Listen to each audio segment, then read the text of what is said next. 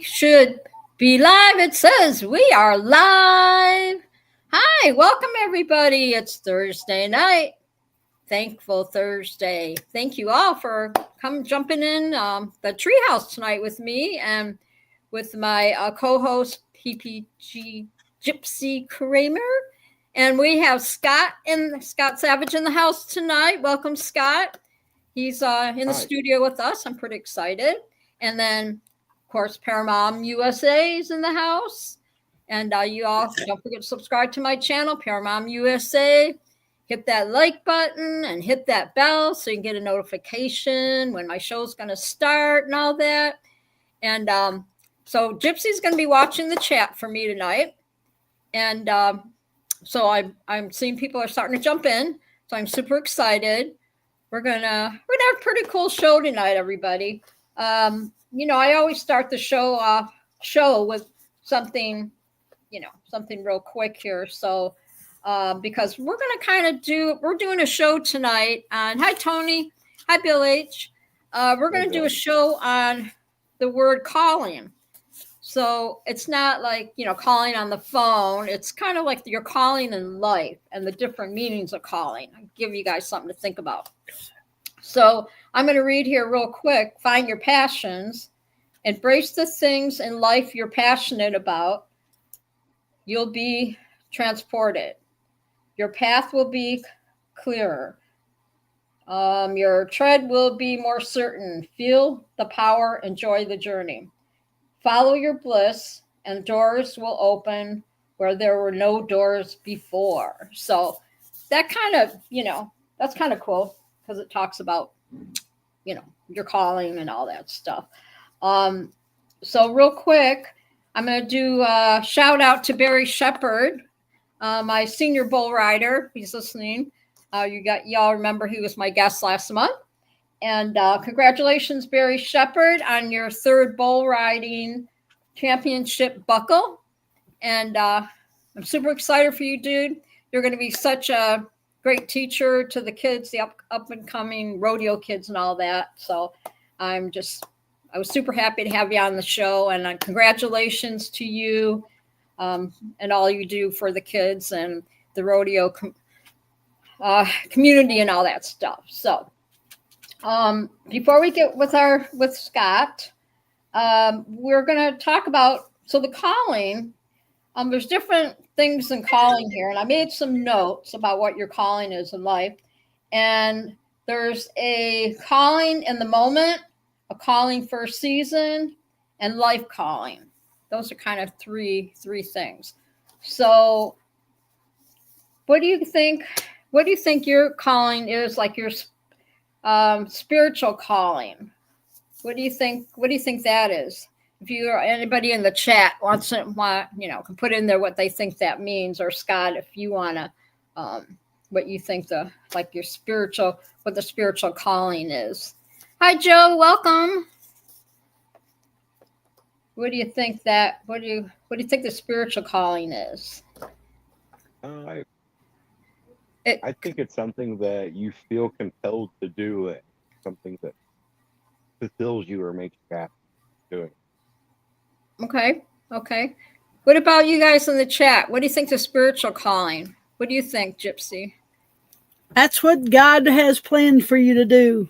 You may not be doing what he has planned for you. You may still be doing, you're going to be doing your own thing anyway, but yes, he's got one specific purpose for you. That's your calling, given by God. There you go. Okay, and so then that's very true. That's very true. And everybody has a different spiritual calling. It's your own journey. With God and all that. We won't get into too much religion stuff. And then the next one is guiding you towards a particular path of service or action that aligns with your values and contributes to greater good. So your calling could be, what do you think? It's guiding you towards a particular path. So what would that be? Like, everybody's down a different path as far as your calling guides you towards but like you got into flying, or you got into, what do you think, a hobby that you liked, or found something you liked? What do you think that is, Gypsy?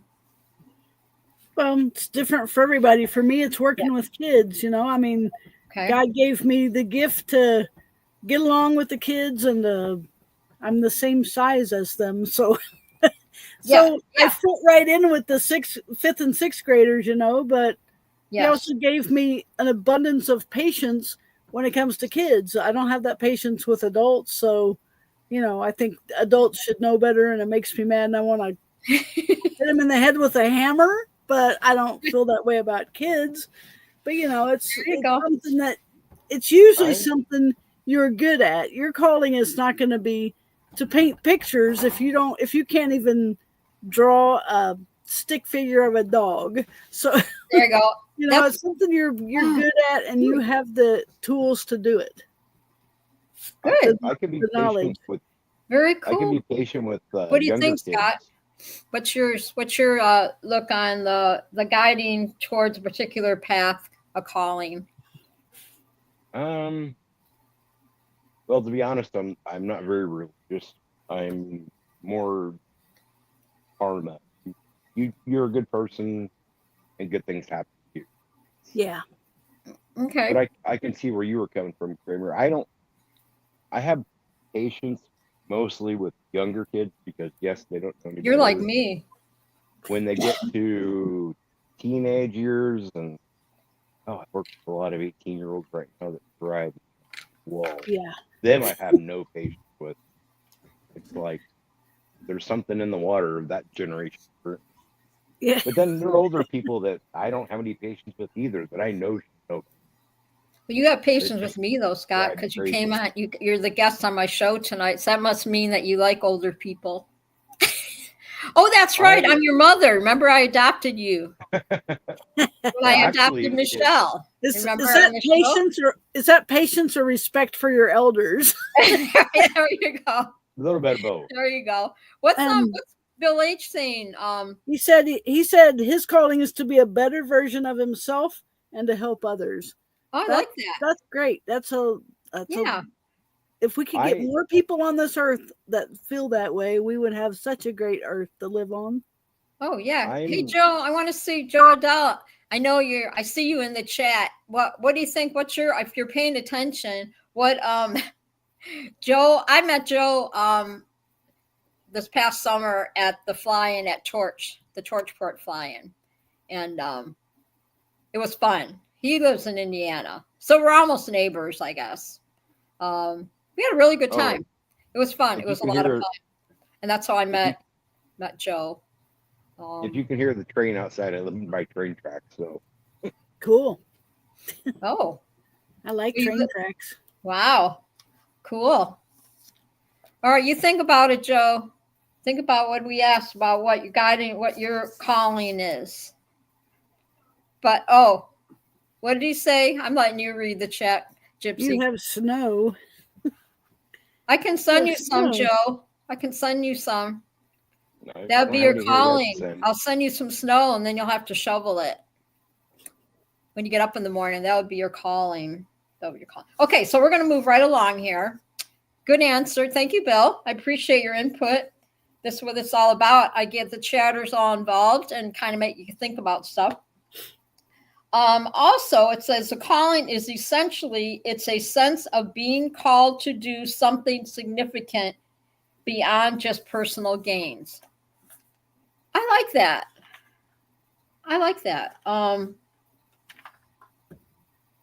Yeah, it says a calling is a deeper sense of purpose that see, here I go trying to say these big words, encompasses all aspects of life.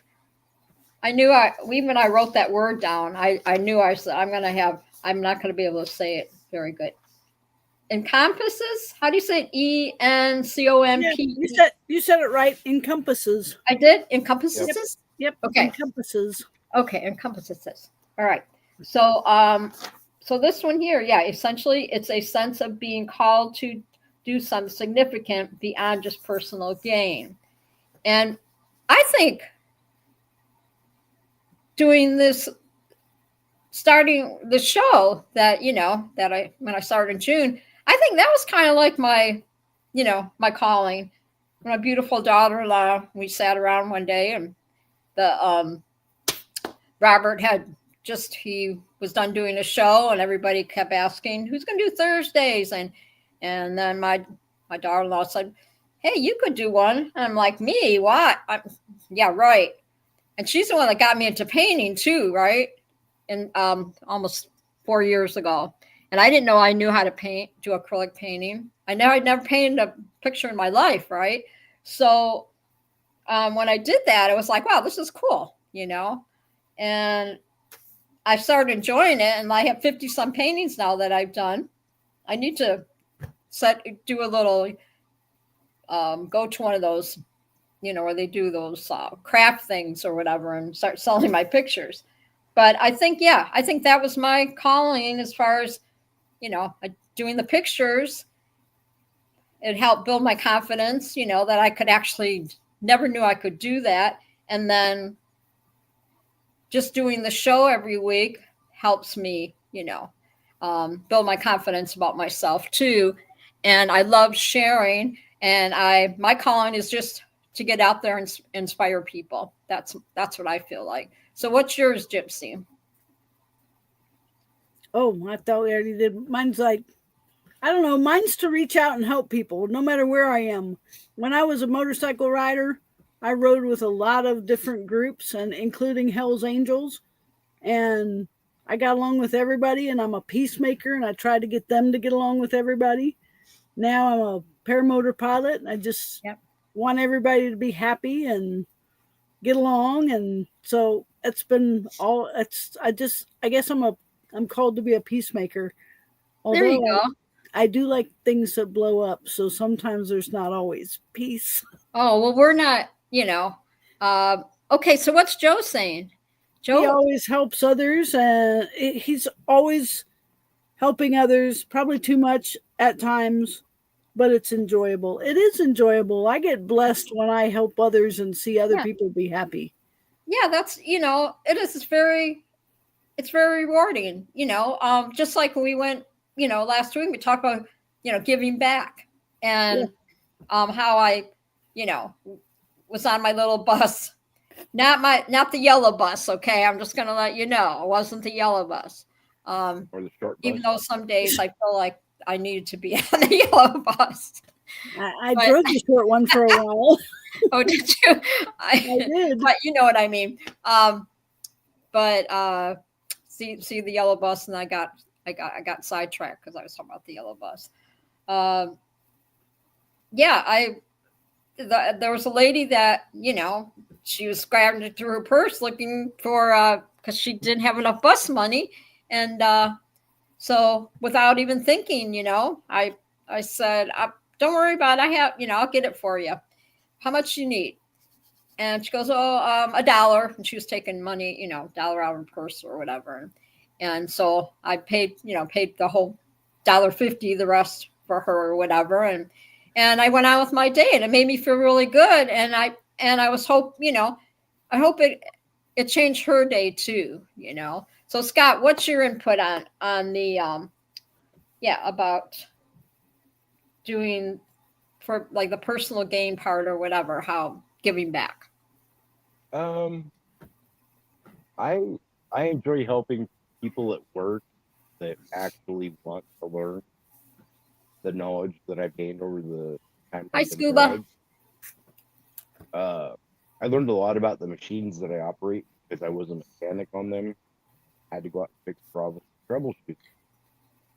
But the problem that I have that kind of is like a demotivator sometimes, that some of the people, they'll ask for help, but they don't want to learn what you want to teach them. They just want you to fix their problem for them. But there are people that have help, and I've met, and I basically kind of inched forward and told them, I'm more than willing to help whatever they need to know or whatever can help you do better with what you're doing. But you have to actually want to learn what I'm teaching and use it when the next time this situation comes up, that now you have an idea of what you need to do. don't exploit my knowledge. And it kind of irked me sometimes. And you'd have a supervisor Sure. there kind of on your back being, you got to help this person. I'm like, they just want me to fix it for them and they don't want to learn how to do it. Yeah. That's kind of demotivational, but when I meet the people that actually want to know and they're actually genuinely interested in what I can teach them, then Yeah. to me that's my calling in that regard to what I do. That's really cool because being in retail 30 some years, I learned that some people don't want to be helped, even though they'll say, hey, why don't you help this person or whatever. Gypsy, look at what are they saying in the chat? Some of the comments. Joe Adele had something on there. Yep. I don't want Joe to. said people have different strengths and weaknesses. So when you notice someone is struggling and you jump in, everyone benefits. That's an excellent point. And then, Scuba said hi, tater tot. And I call him French fry. And then of course, Bill said his first thought was selfish, self-seeking, and today he doesn't act on his first thoughts. That's great. That's personal growth. I like this. I really like the comments in here. You guys are giving such awesome feedback. I appreciate that because that's what the show's about. I want to get people thinking about things you wouldn't normally think about during the day. And then, okay, so the other one. Wait. Scott has something to say. Oh, yes, Scott. That gives me a question too, where somebody talked about jumping in when people are struggling and it makes everything better. Now, I don't know if, and it's kind of a question for you two, maybe the audience too, is would it be considered selfish if I will jump in and do that, but only because it makes my day easier and it fixes an issue that I'm having to go over and deal with when that person doesn't want to learn or doesn't want to know, but I'm just going to go over and go, okay, get out of my way, let me fix it. Yeah, it's only selfish if you're not willing to teach them. There's things like so my first time I set my own wing and I was at EFD and Ron always wants to help and he came over and was going to help me get my wing out because, I struggle with things. And I just went like this. I'm like, no, it's okay. I got it. And he went, okay, you're the pilot in command. And he walked away. And I said later, I hope I didn't hurt your feelings. He's like, no, he wants to jump in and help if he sees somebody having an issue, but he's also willing to stand back if they say, no, I got it. And then he's like, okay. And he got out of the way. He watched in case I needed any help. So I guess it's selfish if you go push them out of the way and do it yourself. But as long as they're willing to let you help them, that's not selfish at all. That's keeping their stress levels low. Well, there are a few people there that I will kind of sometimes do that with, but those are people that I've known for a long time, and I'm like, hey, I know you're struggling. You need to go take care of that other issue. Let me take care of this one. Just go. I got it. I'm good. We're good. That's not selfish at all. No, you're being, I would look at that just, you're being very professional about it. You're not being like rude or whatever, like, well, dude, you need to just stand over there. It's all how you, and I learned, being in retail for 30 some years, it's all how you say it, oh yeah. Speaking of my father, I worked at Home Depot too. So many. Yeah. So, oh my gosh. Yes. He worked in the garden area. So the other one, because we're going to get through this, and then we're going to say hello to everybody in the chat, and then Scott's going to say some things about himself or whatever. Okay. So the next one is, it's not just about what you do to make a living, but rather it is about who you are and what you're meant to do in this world. Life has no limitations except for the ones you make for yourself. So that's kind of cool. There were so many things, I Googled so many different things I could go on and on about, our true nature is not some deal that we have to live up to. So, it's it's life, you know. Like I said, it's all how you say it, and people. Some are going to be real receptive to helping, and some, you know, some are not. So, so anyway, we're going to move right along here, and who do we all got in the chat tonight? Gypsy. Scuba, Will, Bill. Is your name Gypsy, Scott? I'm just kidding. Just kidding. Just helping out. I'm just kidding. Now go ahead, Scott. Yeah, we got 6 people. Can you name them all? Oh, I got the chat up on the TV, or the show up on my TV behind my phone. Cracking me up. Yeah, he's taking charge. He is. You said Bill and Tony. Did you? Oh, Tony went to go watch the TV, but he checked in. Yeah, I saw him. And you said Joe and Scuba and Munchkin and Willfly, right? Yep. Yep. You got everybody. Okay, cool. Welcome, chatters. Scuba, I would be in trouble if I played the Linda game tonight. Oh, Lord. Nothing phases me, you know what I'm saying? I mean, if you want to do the Linda game, whatever that is, you know, it's all good. But it's not about me. It's about Scott. And Scott is our guest tonight. Welcome, Scott. I'm so happy to have you here tonight. So Scott sent me a bio, which is really cool about himself. And I appreciate that, Scott. So we're going to start with, I'm going to read the first part and then we'll go from there.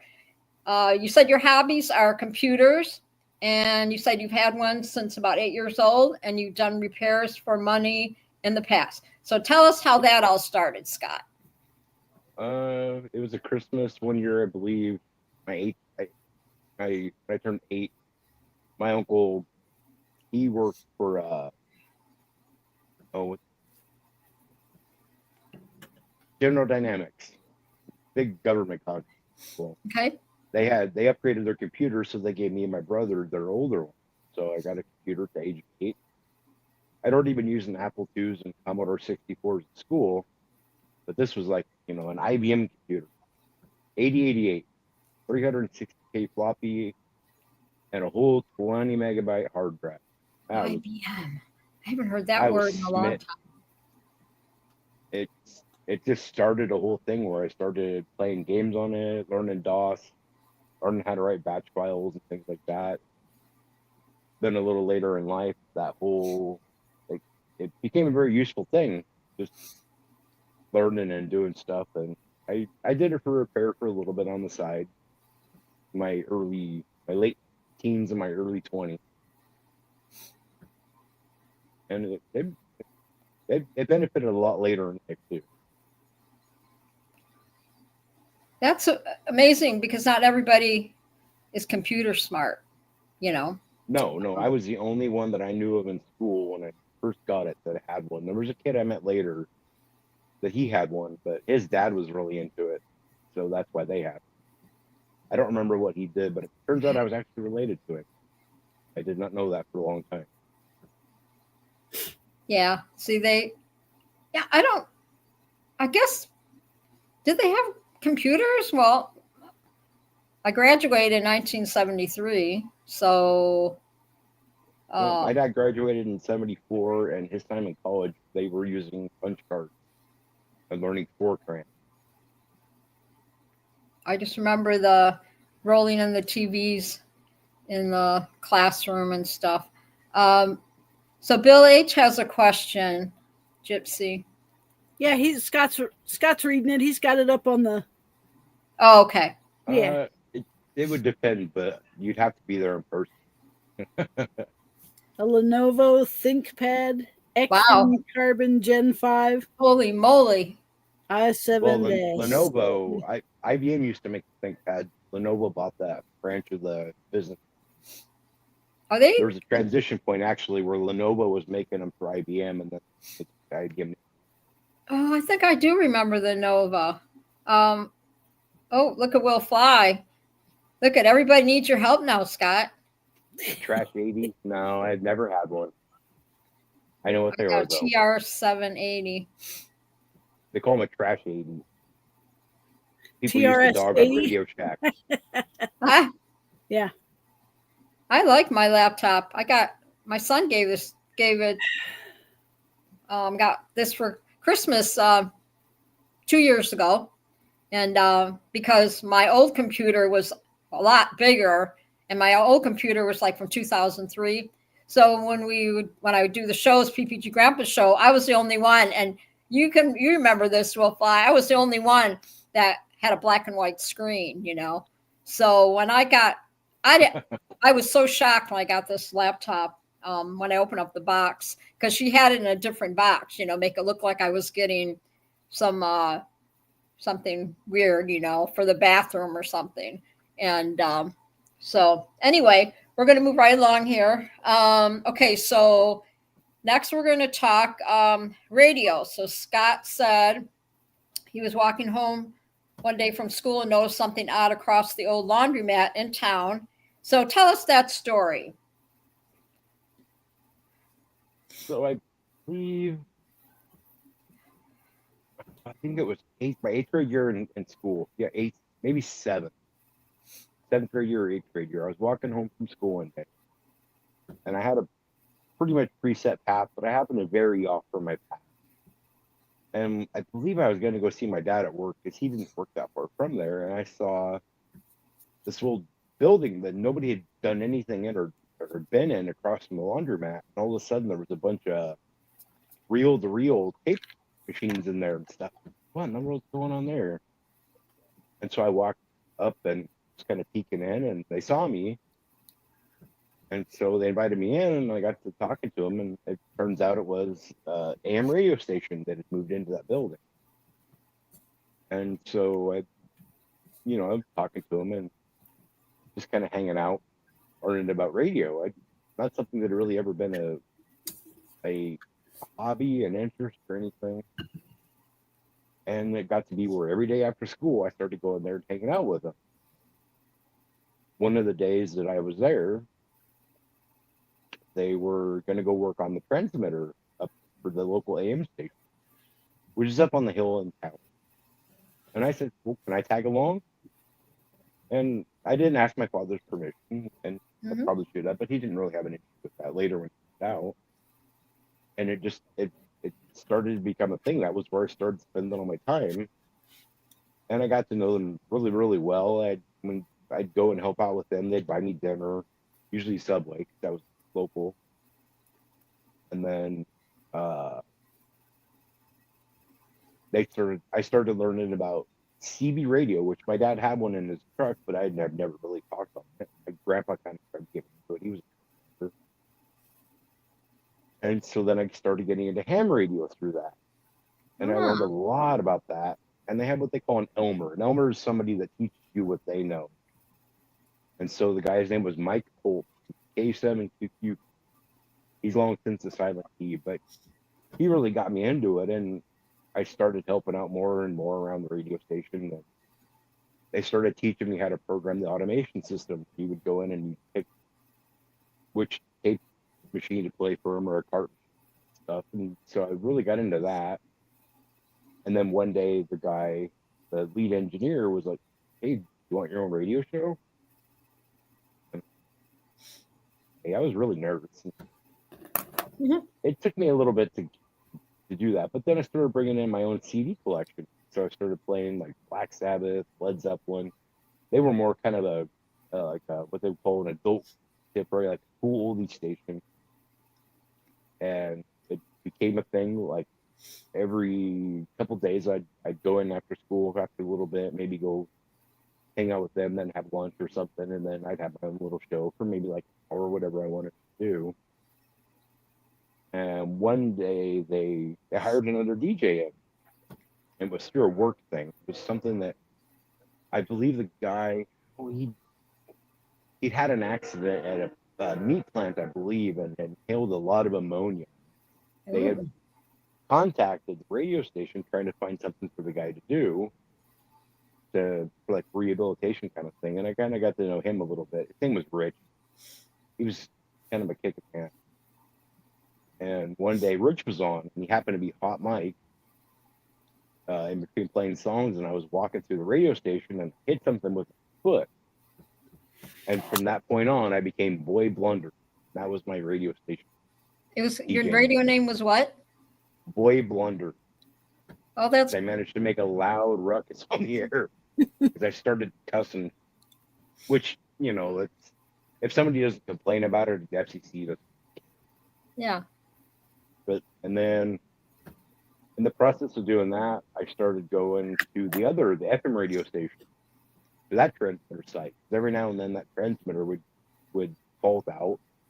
We'd have to go up there, move the feed lines and stuff over to the backup transmitter.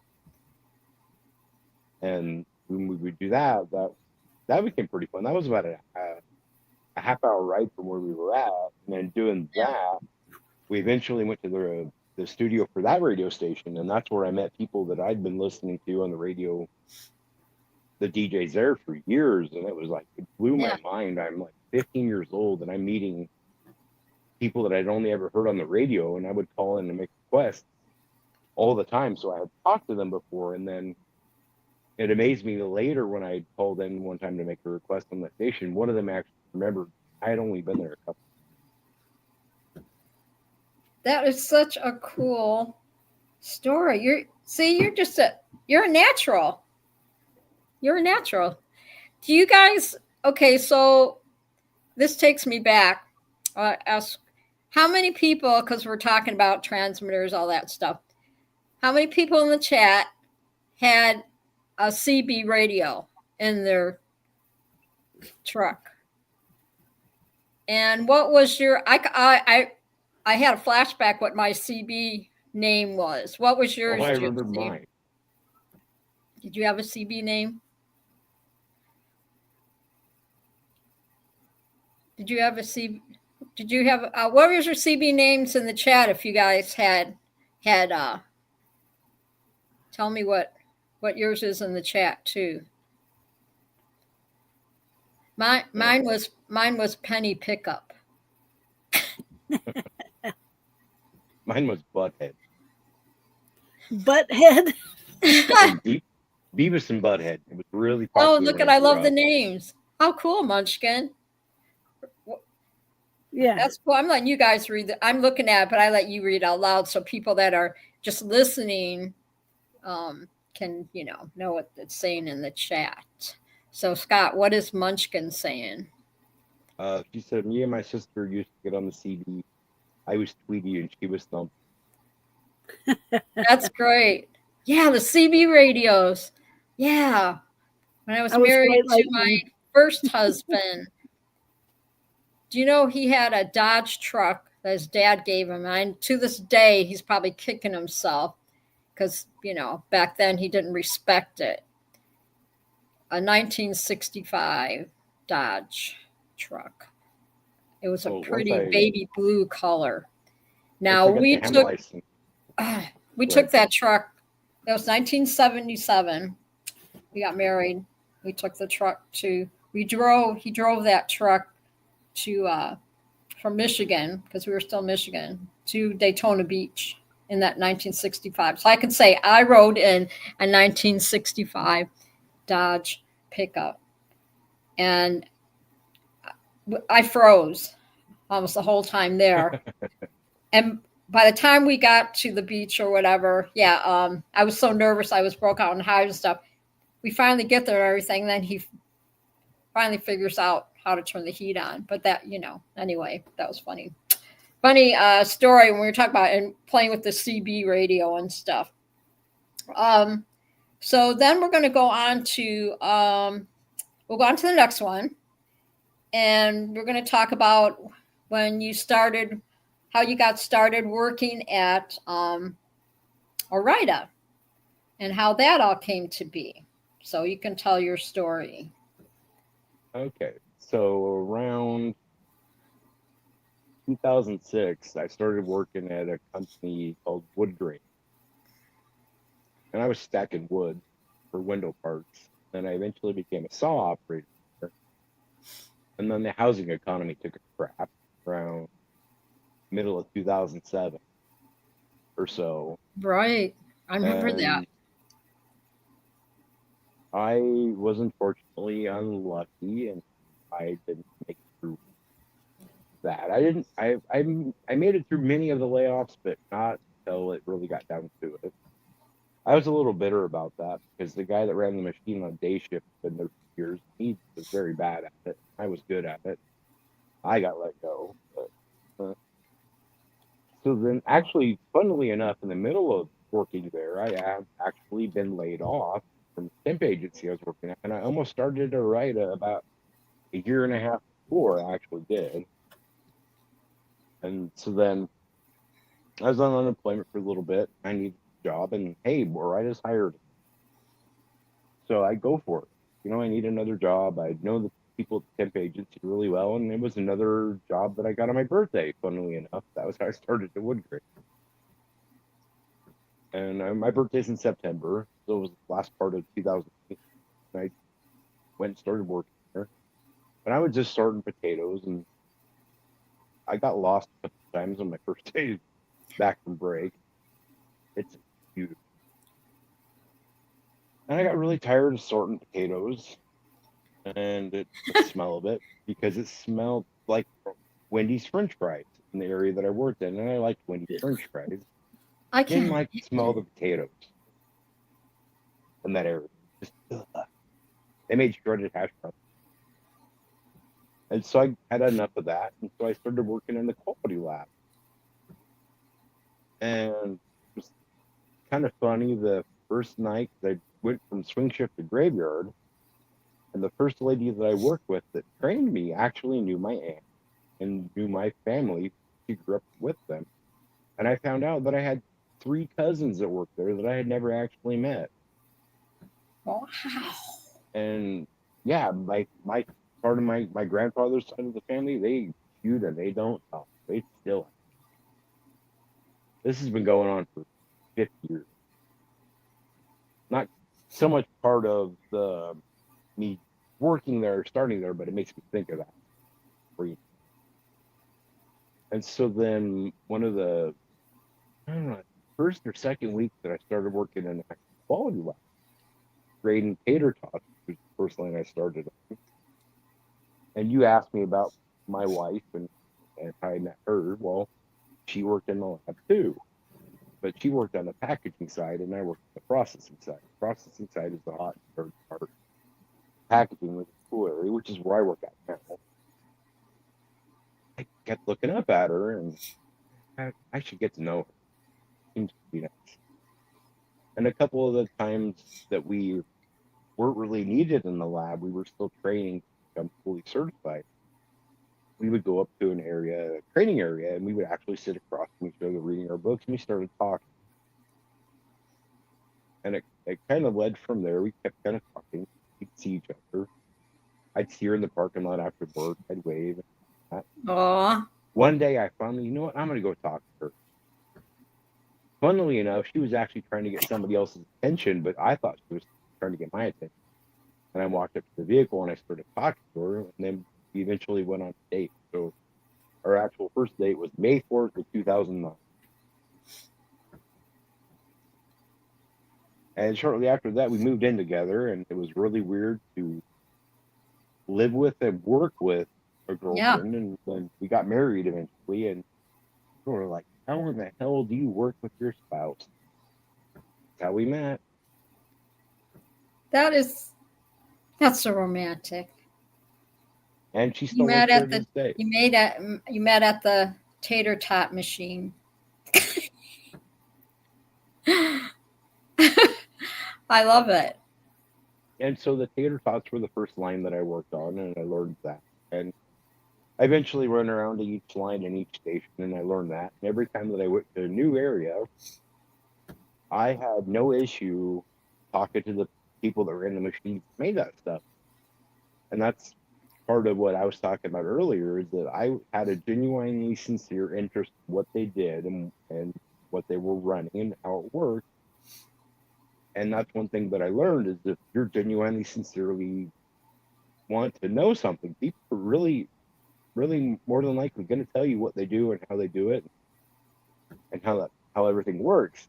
Yeah. If you don't, they generally don't bother to go out of their way and spend their time. I learned a lot of stuff about making the products and stuff. And I got to know the other operators really well. Most of the operators, they didn't like the QAs because they would come and tell them, hey, this is wrong, that's wrong, you need to do this, you need to do that. And I Yeah. got to know them really well, where if something needed to get changed, they'd be like, just go do it, go take care of it, let me know. Okay. And that's how I got kind of into the operator part of that, and operator mentality of quit. That is, what a cool story. Oh my gosh. So they And so literally then, have to sort through, you have to have somebody that stands there and sorts through potatoes. Just regular because potatoes. you have potatoes that come in, and sometimes you get foreign material like vines, rocks, things like that. You have to have Yeah. that. That's really low way back in the process. That's more on the dock area. Well, being a sorter, I worked in the dock area a little bit, called the metal detector area, so I learned that part of that doing that. Yeah. And so you bring them in off the truck. They come through. They got a vine remover they go through and a rock remover. Well, they don't always work well. And then they bring them. They sort them by size and have what they're called finger sizers. They have fingers that turn around on a shaft like that, and you can vary the distance between them. And doing that, you can vary the size of potatoes that fall through, Oh. and then you can send them to certain areas for certain products that you want to do. Peewees for shredded hash browns, because you don't need big potatoes for that. And tiny potatoes don't make good French fries, so you're recovering them there. You're making tater tots out of them and hash browns. And the southern style hash browns are the cube kind that people like. And this is just stuff that knowledge that I gathered working Yeah. there. Yeah. That so you and your wife still, then you still work together? We don't work together directly anymore, but we did, and that's a little further in the story. So I continued to be a processing QA. She was on the Yeah. packaging side, so she worked with stuff in the bag. I Okay. worked with the raw potatoes and doing that. They actually, I don't know if either of you have ever used them, but they measure potatoes with calipers, digital calipers to the side. So you have regular French fry, which is 438 by 438 or 7/16 by 7/16. You do crinkle cuts, they're 9/16, so 0.563. And we actually would have to measure them and make sure that the cutting machines were making the right size. And that was part of what they Oh call wow. the cutter Wow. QA. Wow. So I I'll remember never a lot look of at them. a Like, French fry bag the same anymore. There's a lot that goes into that. Making those French fries. Oh my gosh. Or the and so taters. you got your steak fries, the dinner fries. Yeah, the steak They're fry. Yeah. 7/16 or 438 thick that way, and then the width is 850 or 875. Numbers that when I still remember them, I don't do that job anymore. So you And I literally kept have doing to make the potatoes come down, and somebody has to make them into crinkle fries or tater tots, like from scratch kind of they thing. I don't know. Is that how it works? okay. Or they Well, already so come in like making shoestring fries, regular they call golden fries, but they don't call them that now. They call them crisp fries. yeah. I see the bags over. That's not how I learned. The crinkle cut fries, steak fries, shoestrings. What they do is when they have the offcuts, the outside, so they make anything that's just a straight cut fry, the shoestring fry, the steak fry, the golden fry. They send it through a high-speed water knife, and so it goes through a set of knives like that, and they go Yeah. up and down, and they blow it through at a really high speed. Well, any of the outside stuff they have left, they recover it, and make tater tots out of it. That way, it's not going to cattle. Okay. So But when you what's your job then? What do you have? What position do you have then? a packaging machine operator. Okay. Machine operator. Yeah, and the quality lab and what I learned there, I eventually Oh, became what they called systems transfer, which I looked over the QAs and made sure that they were doing their job. To do that okay. job, you have to have a knowledge of everything around. Yeah. And in that job, that made me get even more into the knowledge part because during my day, I had to go around and audit what people were doing. So then I got to spend more time going around learning the factory and more time talking to operators. And I learned more of the factory side that way. Sure. That's cool. And then when I left that job, I was actually a mechanic there for a while. And then I had to repair the machines that I operate now. That was a lot of knowledge that I learned there because I had to actually learn to operate machines to be able to learn to repair them. And so my first probably 6 months of doing that job, I became an operator. And then I started then full time doing repair work on them, changing out big old motors, Oh, wow. working my butt off all the time. And I lost a lot of weight doing that job. I wasn't sitting at the desk all the Oh, so you had to kind of be like a mechanic there too, then. time. You Yep. had to fix the I was machines on the front line there, whatever. Do you think, do you mhm. think, do you think it's sad to say, but do you think like eventually like the robots are going to start taking over doing that stuff? I forgot who where I No, was seeing something on CNN or something like that. Some robots, no. people were really The upset. the only the only thing in the industry that I know, and it doesn't happen at my plant, it's another plant that is owned by the company, is they have robotic forklifts that pick up the product from box and then they move it into the freezer. But as far as my job, it's very hands-on. You're not going to have anything replace that. Not anything different. Okay, looks like Wolfie's Now the got a question, machines, Scott. excuse me. There have been a few people that have been caught up in machinery, but they were not being very aware of this. Most of the ones that I know about are ones that I've heard stories. I haven't really seen the time I've been. That's a good question, Wolfie. Any accidents, scary things while working there? That's a really good question. There have been a few that have happened when I've worked there, but it didn't happen. Shit.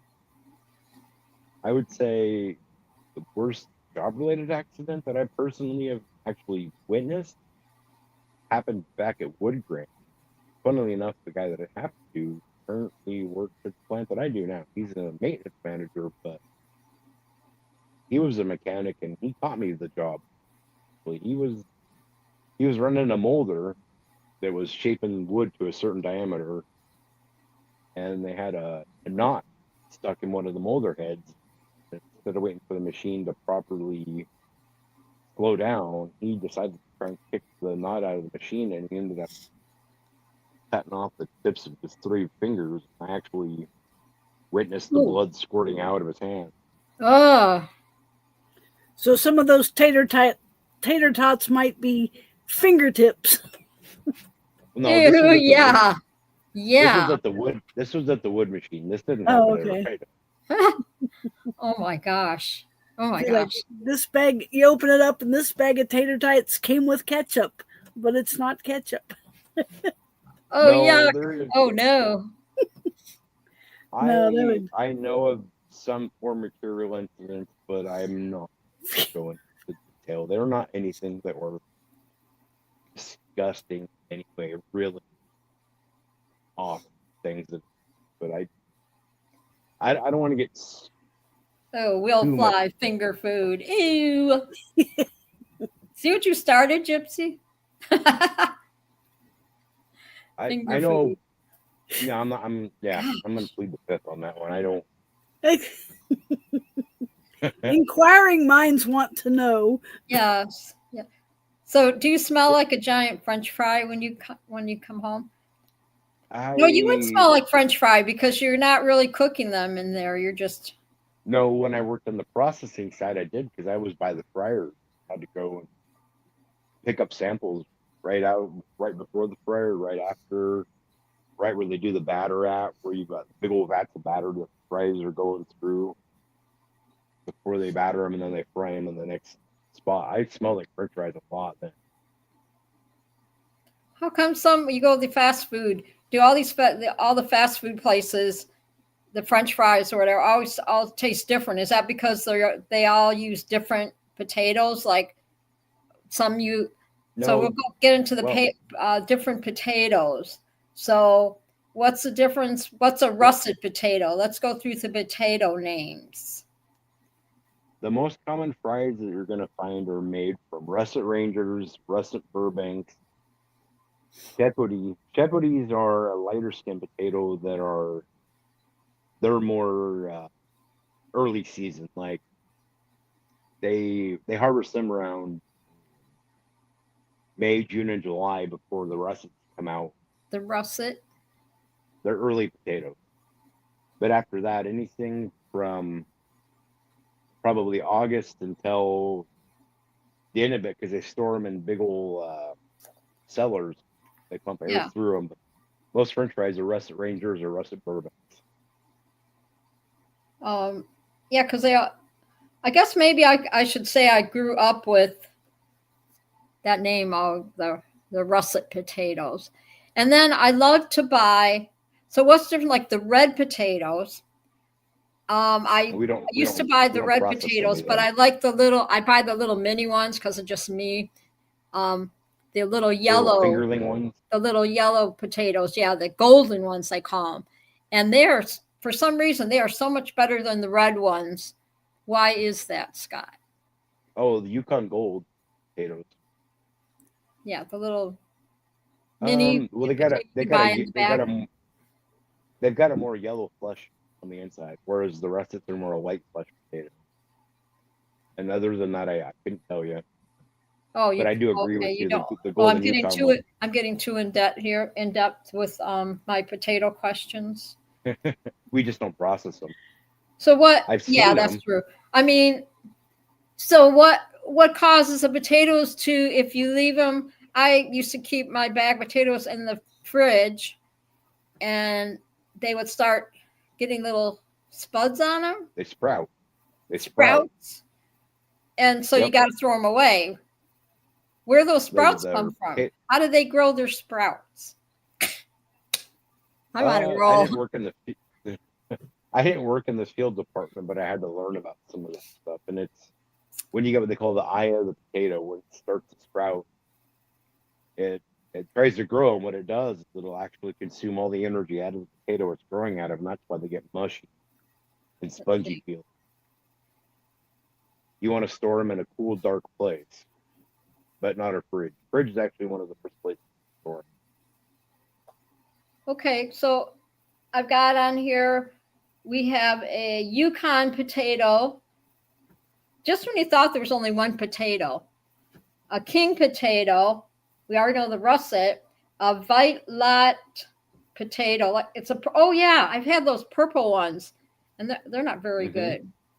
I like them, but the my daughter-in-law, she loves them. They're like, I don't know. What's Munchkin saying? She said, I've never planted potatoes, but judging on what happens when I forget that I exist, I'm pretty sure I could. And yes, you could. If you take that sprouting potato that's got the little greens on it, you cut it into pieces and bury it and grow potatoes.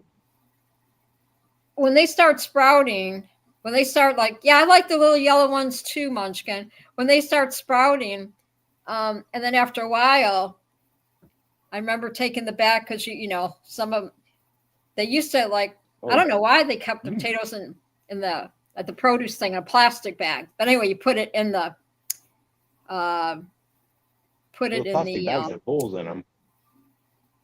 But if you get a rotten potato, that is the worst smell. Oh yeah. That is the worst. Trust me. I've been out on the dock and I've smelled rotten potatoes coming in. I know that smell, that musty smell, very well. No, it just nasty. Be right back. Potato break. But yeah, I just go to Aldi's and I buy the little the bag of the little yellow potatoes, and they cook pretty good. I just put them in the microwave, and I cook them like, I don't know, 1 minute or whatever. Just keep checking them, because if you put a potato in there and you cook them too long, what happens? They turn into like little tiny, like little candies, so like real little things or whatever. But Yeah, that's a pretty they cool story, putrefy. though. How you started working there. What's Munchkin saying? Oh, she said she had the potato stems wrapped around her plumbing, and that I was thinking about the smell. Been there, had a rotten one under our baker's rack that smelled like something died, and that's because Yeah, they putrefy. They have yeah. that. I know that smell very well. Oh, The that is mud that they come in nasty. doesn't smell that great either, Oh, yeah. because at Oh, the yeah. plant when the trucks come in, you got a lot of mud with them, and they have to wash all that mud off. And they've got silt ponds outside, and those silt ponds, they are very fragrant.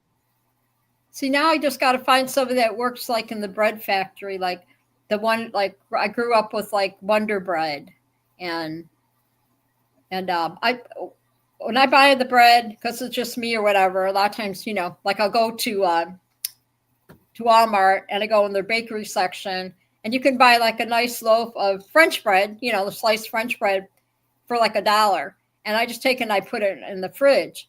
But what I find out, if I don't eat it fast enough, I don't know what it is about the French bread or whatever, but it molds after a week or so. And I don't know if it's because it's more natural than, that's the only way I buy my bread. It has to be a sourdough bread. It has to be a sourdough bread from the bakery. Or I'm just like my dad. God bless my dad. I miss you, Daddy. My mom always had to go to the special bakery and buy. He would only eat, and that's where I got it from, the certain Italian bread. That's it. So, what's up, Perry? Perry in the house. About time you showed up. Jeez, I thought you didn't like me anymore. Goodness. He showed the very first show he stopped by, and then he just ghosted me. That was it. Perry was gone. Mr. Potato Head. Yeah, the things that kept us entertained, huh? Mr. Potato Head. Who in the heck invented that game? We're gonna do trivia here, you guys. What kind of games? What games did you guys play when you were growing up? Board games. Let's before we end the show or whatever, let's throw some board names out there that you used to play. Somebody just pulled up in my yard. I'm gonna get off here for a minute. I'll be back. Be careful. Don't make me come over there. Yeah, so I'm gonna say I used to love playing that game, the board game Sorry. Sorry. I played that. What about you, Scott? What games? I played Sorry. Checkers and chess a little bit. I didn't really know anybody that liked Monopoly, because Monopoly started our. So you played what? Sorry. Oh, sorry. Yeah. Chess and checkers. I never did play checkers. Played that a little bit. Okay. But nobody I really knew played Monopoly. Oh yeah, Monopoly. Yeah. Yep. Monopoly started arguments. Oh yeah, right.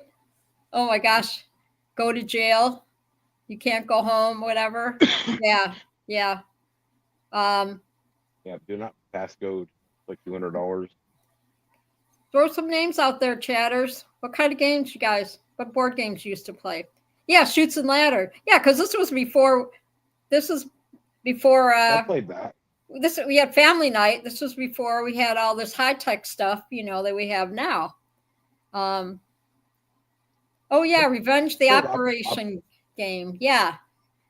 Yeah. I remember that. I played Operation. Yeah, Revenge the Operation. Oh yeah, I remember Mousetrap. That was fun.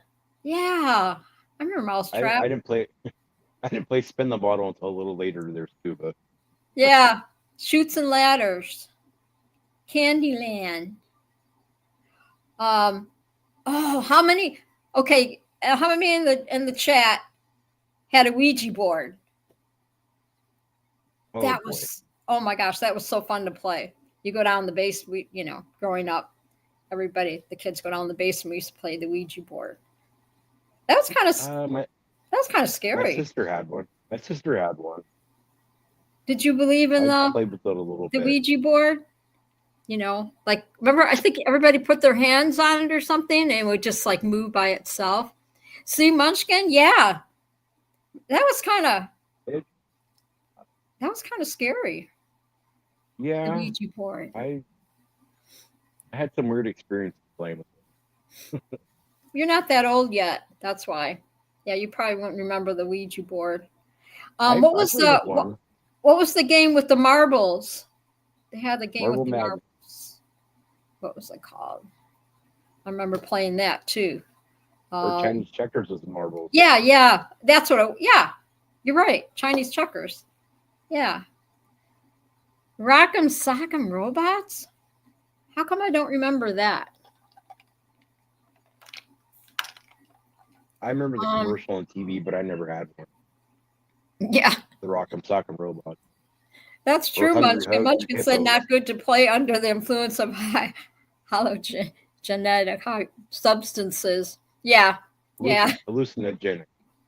I see. I told you. That's why I have my interpreters here, because, I have to like spell it out and then try and say it right or whatever.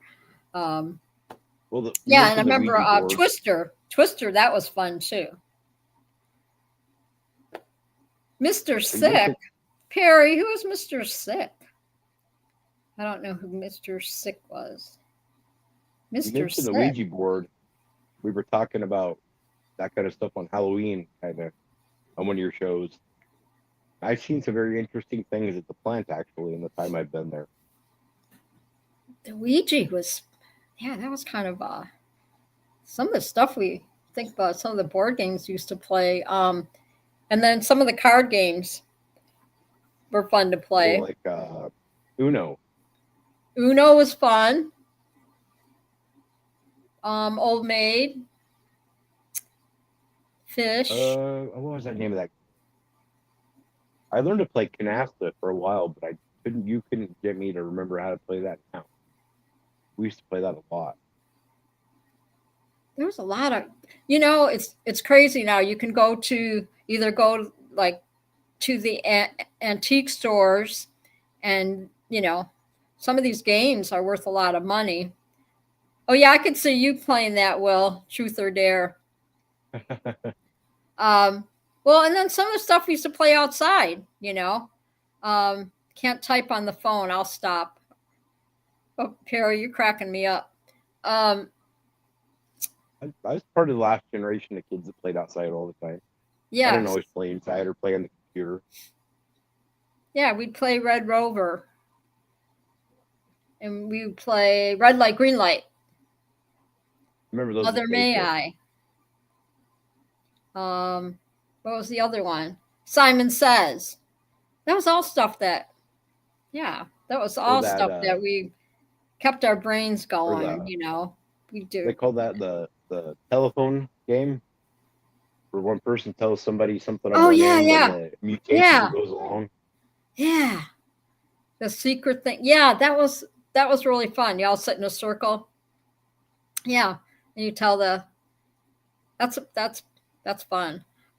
Maybe that's when charades, people start playing charades and stuff. That was pretty cool. What was some other stuff we used to do when we were growing up? So we did the board games. And so what about growing up? Let's do trivia real quick. Your favorite, because we did TV last week. Oh, wiffle ball. Yeah, that was nice. Wiffle ball never hurt if it hit you. Yeah, wiffle ball was fun. And then we got movies. What movies did everybody grow up with?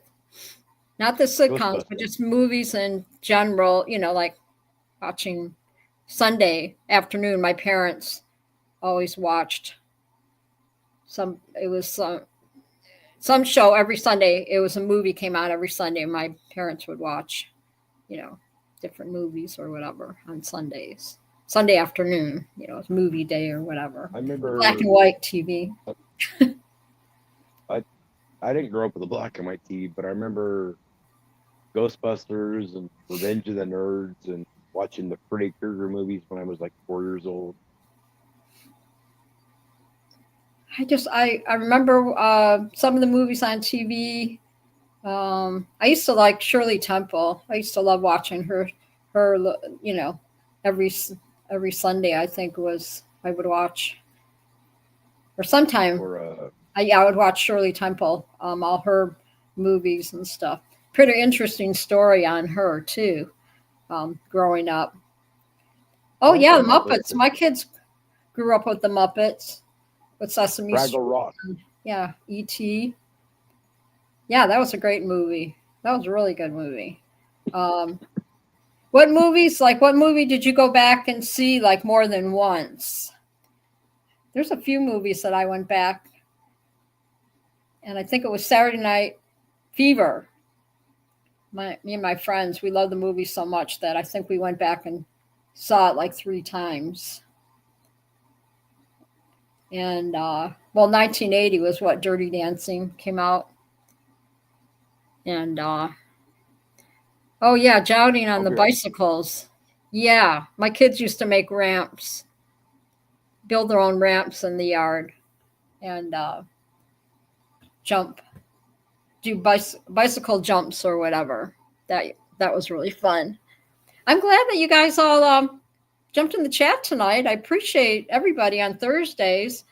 Okay, Gypsy's back. So I got a quick question, everybody, because we're gonna shut down the show in a little bit. So I'm looking at my calendar, everybody in the chat. Who's still in the chat, Gypsy? If you want to go through real quick, and then we'll. Looks like everybody's still here. Maybe not Tony, even though the game hasn't started yet. And his excuse was he's going to watch football. Yeah. But Bill H. and maybe Tony, Joe, Scuba, Will Fly, Munchkin, Perry. Looks like everybody's still here. So go ahead and ask. Okay. Awesome. Thank you, chatters. I love having you here every Thursday. Like I said, I do it for you guys. I mean, I enjoy it, but I do it for you guys. So we have a place just to, hang out and talk about stuff. Let's see. So Christmas is on, because I want you guys to vote what I should do. So the day after Christmas is the 26th, which is a Thursday. Should I or shouldn't I have a show on Thursday, the day after Christmas? Put in the chat if you think, if you guys want a show. Because otherwise, we're going to have to wait all the way, because, we won't have Shaney, we won't have him till after New Year's, his show back after New Year's. So I'll be this watching. might fill it in a little bit. And then on Friday, the 27th is Scuba. Okay. Scuba says up to you. And Bill said he'll be there. Okay. All right. I'll have fun with that. All right. So we'll go ahead and we'll do a show on the 26th then. And we'll just roll with it. And then January 2nd is the day after New Year's Day.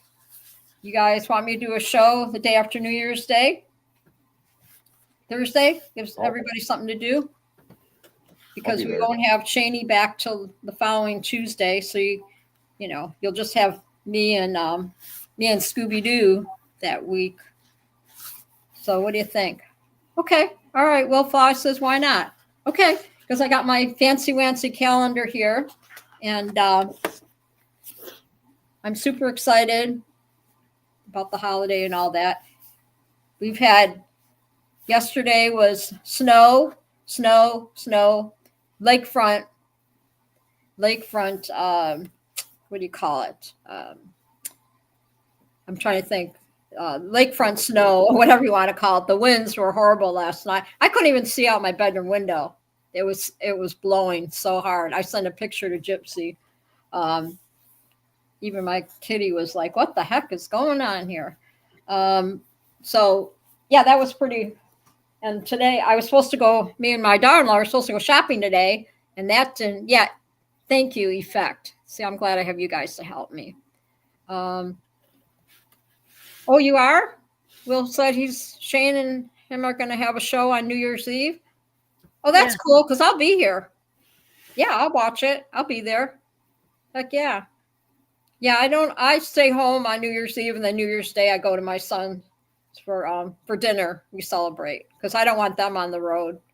You know, they don't drink either, but it's just, the other people. I don't.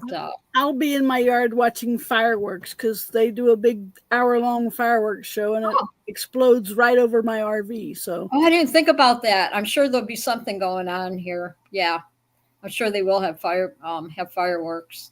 But yeah, I look out in the parking lot, and you can't even see the parking lot right now. It's just 6 to 8 inches of snow yesterday. My son, Ryan actually.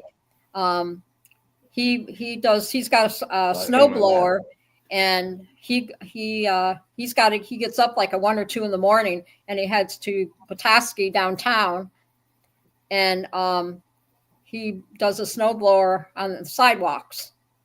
And he was on Facebook this morning or whatever. So while we're all sleeping, because he can't do it during the day, obviously, because people walk around, down there or whatever. But yeah, he's got this cool snowblower. He sits in it. It's got the heat and everything. And that's what he does in the wintertime. That's his other job, And when it's not snowing, then he's still, doing his waterproofing, because that's what he does, waterproofs basements and stuff. So Bill H., what is a snowblower? How do we explain that to you? It's exactly what it sounds like. It's a machine that chops up the snow and blows it off in the neighbor's yard. Yeah. I can't call it's not a snow plow, because a snow plow is people that have, they're sitting in a truck with the big plow thing in front. Is he messing with me? Yeah, he knows what it is. Bill H., I'm so gullible, I swear. I was all ready to explain to him. Here, wait a minute. Let me send you a picture. I'll send you a picture of what it looks like, Bill. Okay. Yeah. So this was really fun, and I appreciate everybody being here tonight. And I'll make sure I put it on my calendar. I'm not going to give it away, but I have a really special guest for next Thursday. So it's a secret. Only Gypsy and Scott know, because I love to do surprises. So next Thursday I have a really cool guest coming on. So I'm super excited about it. And I know y'all will be super excited. So make sure you are here next Thursday. Don't miss out, because you'll be going, dang, I wish I was there. So that's all I'm going to say. I'm going to read my little quote thing that I found on Facebook, like I do before we close the show. You guys got to listen to this. I think it's really pretty, and it just has, let's see, where is it here? Okay, this is one kind of pertains to what we were talking about today. I'll read this, and then I'll read the other one, and then we'll call it a night. And this one here says, okay, and this talks about just being kind, just like we talked about, just being kind to people. If someone is falling behind in life, you don't have to remind them. Believe me, they already know. If someone is unhealthy, they know. If someone is struggling in their relationships, with money, with self-image, they know. It's what consumes their thoughts each day. What you need to do for those who are struggling is not to reprimand, but encourage. Tell them what's good about their lives. Show them the potential that you see. Love them where they are. When we can't see clearly for ourselves, we need others to speak greatness over us. People don't need you to tell them what's wrong with their lives. They already know. They need you to reassure them that they can still make it right. And isn't that true? I just think it makes me like teary, And the other one, the last one here, which I thought was really cool, and you all can take this with you. It's called Cherishing the Quiet Few. Okay, so we're all, just picture this, everybody. We're all sitting around the campfire, okay? And so, and it's real quiet. Think all you can hear is the crickets, okay? It's in the, sitting around the campfire talking. Okay, so it's called Cherishing the Quiet Few. In the quiet of a circle, intimate and small, I find the peace my soul would have. No drama, no stress, just love for all is how I live, standing tall. Friends for a reason, friends for a season. Few are the ones who share our life's vision. Learn to discern, don't be deceived by the tease. Cherish those who bring you joy and believe. Life's too short for the fake and the loud. Give your heart to the quiet and proud. A small circle of love, that's how I stand. No drama, just peace in this blessed land. So, you know me, I think that just, every time I read it, I just get all warm and cozy inside, and I can just picture us all, sitting around the campfire and just, getting good feelers, about everything. And that's what I like. That's what I like. So that's why, sometimes the relationships or somebody will be like, hey, we need to hang out, whatever. And I start thinking, no, I don't like my feelers. I don't like what I'm feeling here. So I'm just going to step away from whatever the situation or whatnot, and you just learn how to do that. So I hope you all enjoyed the show tonight. And I do that like sometimes. I said, I always bring something, that you can take with you. And I really appreciate every one of you. And I have to give the giant heart like I do, all that stuff. And who's got a show tomorrow night? Gypsy? Oh, she's muted. You're muted. Is that bad? Can you hear me now? Gotta read lips. Yes. Sorry, I had to tell Cricket a minute ago to go sit down, so I was okay. Not wanting everybody to listen to me tell her to go sit down. Go sit down. I didn't. You're talking about the go. So tomorrow night, Scuba Vapes. The campfire. All right. There we go. Scuba Vapes tomorrow night. And then don't forget to subscribe to my show. Tell your friends. I know you all subscribed already. Paramount USA. Get on my YouTube. And Bill and Will. It's going really good. Every week my views go up, so people are watching, listening, whatever. And it's super fun. And Scott, thank you so much, Scott. I so appreciate you. And you can call me Mom. Remember I adopted you because you're Robert's age. Yep. Or you're younger than Robert, right? Robert's going to be 45. Yep, I'm 45. 42. Robert's 45. Good Lord, I'm old already. Jeez Louise. But yeah, I adopted you the same night that I adopted Michelle. And Michelle's doing good, and she's back to work, so that's why she's not on the show for right now, anyway. So we'll see. I just want to send prayers out to JT. JT is still struggling. He's back in ICU. It looks like he's got pneumonia. Poor guy. I'm going to send prayers out to Eric and Jade. I love them very much. You guys stay strong. You're very much my family and everything for listening and all that. Like I said, I appreciate everything that you've done for me. And I love my para family. And it looks like Scuba said that, Scott, that you're going to be flying a paramotor. You'll be teaching people how to fly before you know it. Isn't that what Scuba said? Something like that. So, well, you said never actually been an interest of mine.